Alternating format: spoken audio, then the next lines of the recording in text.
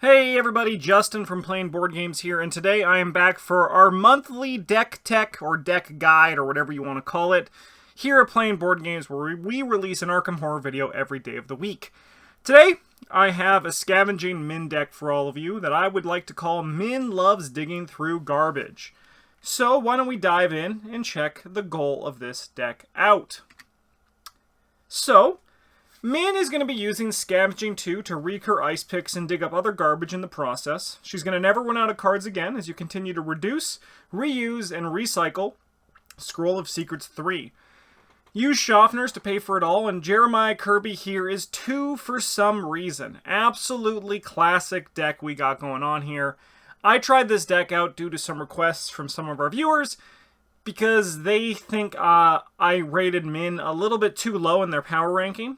And I'm going to just say, I'm still pretty comfortable about where Min lives in my power ranking. However, this deck is still really fun. And I highly suggest if you like Min, or you like Scavenging, or you like just getting lots of value from your stuff, check this deck out. These are the expansions required here. As I said in the last video, and as it's going to be for the future, now that, the Dunich. Spelled that one wrong. Look at that. I'm an absolute winner. But Dunwich and Path to Carcosa, they are included as just their deluxe set. Just because they're available now with the investigator things on their own. So it's just something for you to consider that those are now in those boxes. You don't need to go and find your individual Mythos packs for them. However, for everything else that has not yet been released in this new format, they are listed as their original Mythos packs here. Here's the level 0 deck. So, this deck, it can get going pretty quick. Min is, she has pretty good stats. She doesn't have, the 4 book is noticeable with Scavenging, as we're going to get to as this goes. But that's why, Old Keyring is here, to just ensure that you can hit your Scavenging. It's also something that you can scavenge from, right? We want to look for the things we're going to scavenge here, which are going to be Old Keyring and Scroll of Secrets. Obviously, Schaffner's Catalog we're going to scavenge till the end of the days. And unlike some other decks that exist in this scavenging space, we're not looking to scavenge just everything. We are looking to scavenge specific items. Going down through all this stuff, we're not going to take too long of a note on it, because let's just dive right into the finalized, experienced version of the deck, with some slight tweaks from my from how I played. So, as you can see, we have 2 Ice Picks, 2 Scroll of Secrets, the upgraded version, the Seeker upgraded version, obviously. Grizzly Totems upgraded, Scavenging's upgraded, we have some Studiouses, Test of Wills, Deduction, Perceptions, Sharp Visions, Unrelenting. Basically just a lot of good things, and a lot of things that Min is going to be able to take advantage of. Why don't we go in and start breaking these cards down one by one, and then we'll kind of talk about the deck as the wrap-up once we get to it in the end. So, Scavenging is a very important piece of our deck. It's kind of like the idea of our deck. A lot of the choices that we make here are here because we have Scavenging. I released a deck tech for Min a while ago that was a lot more skill focused, so if you don't want to scavenge and you're like, I don't think I want to play this Scavenging card, I highly suggest you go find a different Min deck to play, because this one revolves around Scavenging. So, it allows us to recur the 3 cards we want to continually recur, and allows us to play the 2 that aren't fast. So, you can get away with not upgrading your Scavenging in this deck, no problem. You definitely could. It really depends on what you want to recur more. If you want to recur Ice Picks more, then you're fine with keeping the level 0 version. However, if you're looking that you want to play Schaffners and your Scroll of Secrets a good amount, you're going to want to look at getting the upgraded Scavenging. Eventually, it's by no means a priority upgrade. The Ice Picks and the Scroll of Secrets are already much more important in the upgrade order. However, I did enjoy the upgraded Scavenging in this deck because it allowed me to play the Scroll and the Schaffners fast. You gotta play it. It's not really fast, but you gotta just play it with the Scavenging, which saves you time because you're the cluever. You're gonna want to be getting clues. Notably, sometimes with Min, it may be hard to succeed by 2 while investigating, but that's what your skill cards are there to do. They'll help you over that bump if you're investigating a higher shroud location. I'll be honest. 4-book does make it a little bit tricky to scavenge sometimes. It does. There's a lot of times where I would succeed by 1, and I'm like, good, I got a clue, but I wasn't able to get full value. But there's a lot of skills in this deck still, so Min can still take advantage of those to not only maybe get an extra clue with deduction, but also then trigger the scavenging as well. Ice Pick, Scroll of Secrets, and Schaffner's Catalog are 3 items that we are looking to scavenge again and again. As I said earlier, unlike some other scavenging decks that look to scavenge a lot of items, this deck looks to recur specific strong items for strong value. So this is Ice Pick we want to recur because it gets us more clues. We could use it to fight if we're in a pinch, but mostly this is just like a recurring deduction, which is like what we're looking to take advantage of Ice Pick with. And this is one of those decks too where you're not really looking to like hold 2 Ice Picks or hold a Scroll of Secrets. Basically, you're using an Ice Pick, and then when that Ice Pick is in one hand, an Ice Pick in one hand, and then a Scroll of Secrets in another. And then you're going to replace the one hand with the same thing. So your Ice Pick's going to replace your Ice Pick. Your Scroll of Secrets is going to replace your Scroll of Secrets. It's not like you could, definitely, and there's going to be moments where your like Ice Picks are a little bit buried in your deck. However, you don't necessarily like... You don't need 2 Ice Picks for this deck to function. The Scroll of Secrets is really good. So, Scroll of Secrets, we're going to be specifically talking about the Taboo version because the card is absolutely bonkers. And if you haven't played with the tabooed version of Scroll of Secrets, you definitely should. The Secret version is incredible. So you're going to look at the bottom 3 cards of any Investigator's deck. You may discard one of those cards, you may add one of those cards to its owner's hand, and then place one of the rest of those cards in either the top or the bottom of the deck in any order. This just helps you find exactly what you need. And for 1 resource, it's like 3 cards over 3 turns. But you also can discard your weaknesses. Like you can discard your King in Yellow, which gives Min a nice, comfortable like protection from that. Because as I stated, you're looking at only holding these 2 items. And that taking up one of your hand slots is kind of poopy. And being able to just say no to that card is kind of wild. And then also what you can do with Scroll of Secrets is you can discard an Ice Pick or a Schaffner's, which allows you to then scavenge it back, or another Scroll of Secrets. The card is absolutely wild, and I think it's really wild in this deck as well, because of the extra synergy that can exist with scavenging. Schaffner's is here to pay for our picks and scrolls. That's kind of it. That's all this deck really does. You could go without it, but I did really enjoy having Schaffner's here, so it ended up living throughout the entire campaign. Even if our items only cost 1, being able to like not like use our resources for other things is also just nice. It's just comfortable.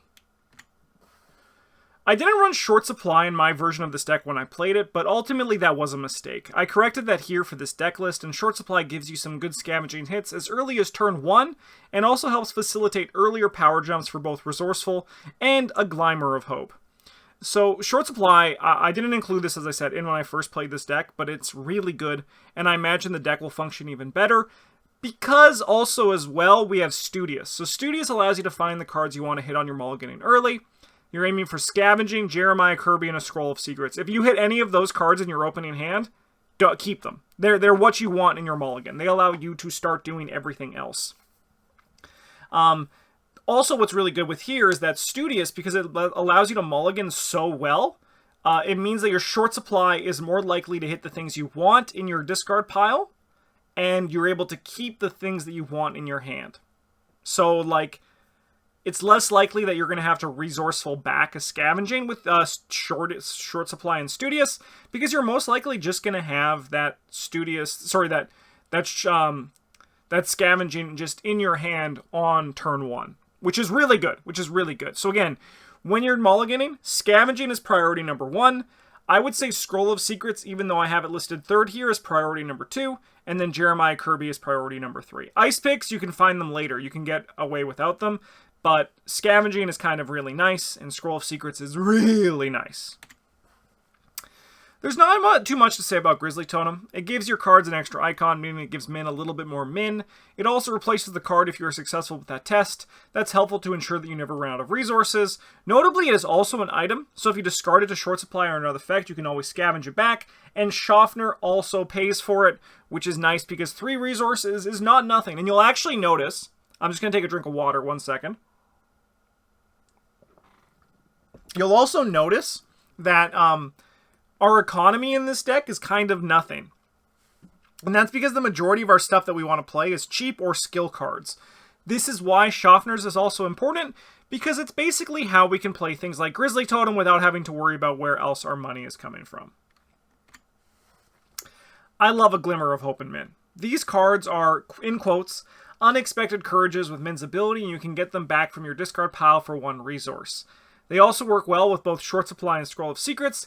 Give them a try, and I'm sure you'll love them in Min too. So basically, if you're wondering when you're watching this video, when the heck should I play a Glimmer of Hope? The answer is, like, realistically, when you have 3 in your discard pile. You can definitely do it when you have 2, and it's still like an okay action. Like, it's still like a good action even. Like, it's still fine. However, if you ever have 3 and you have an off action, just return those Glimmer of Hopes to your hand and just, like, rein in on those unexpected courages with Min's ability. Really nice card, and just a really strong option in Min. Let's talk quickly about the 6 skills that we are running in this deck. These are the 3 Seeker skills we're running, so we'll do the Seeker ones first. Deduction is a strong staple, giving you more clues in your investigations. Coupled with Ice Picks and Sharp Vision, there's a lot of explosive clue potential. Very nice time for everyone involved. Everyone loves Deduction. Eureka seems like a quiet card, but its ability of selected card draw is powerful in both first and final scenario.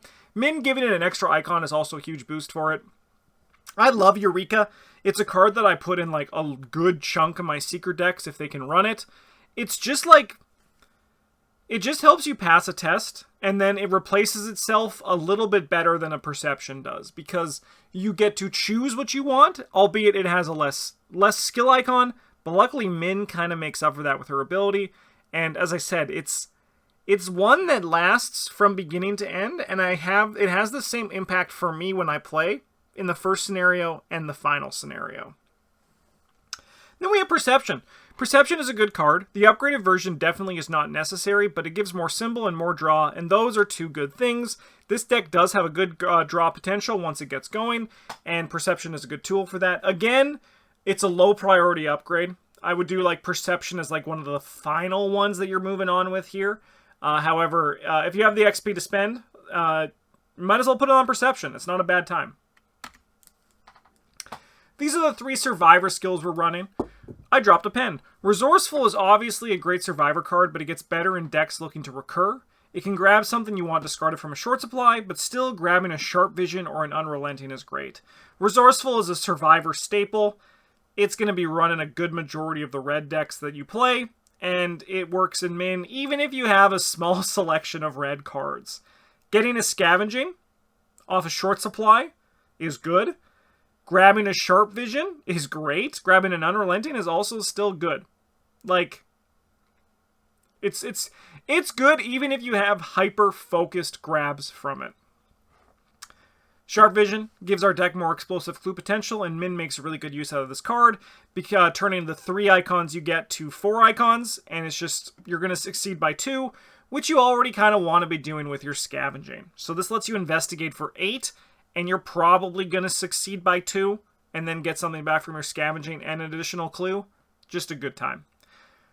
Unrelenting isn't broken in Min like it is in Silas and Amanda, but more card draw is always welcome. This could be something else, depending on player preference.